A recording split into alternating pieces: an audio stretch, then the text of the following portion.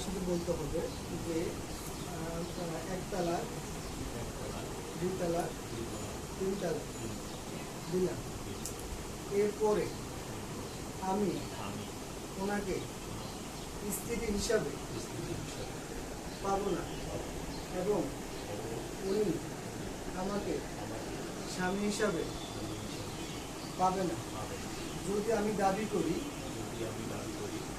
সর্ব আদালতে তা গ্রহণযোগ্য হবে না।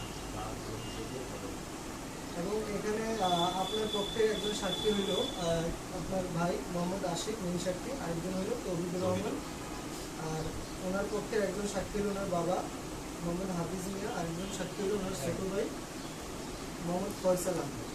ঠিক আছে, এখন হলো আপনাকে বলতেছি, একজন দিলেও হয়, তারপর আপনাকে বলতেছি, আপনি একটু শোনেন। ওনার নাম হলো দেলোয়ার হোসেন, সরি ওনার নাম হলো মোহাম্মদ নাইম এহসান, পিতা মোহাম্মদ দেলোয়ার হোসেন, মাতা নীলুফার ইয়াসমিন।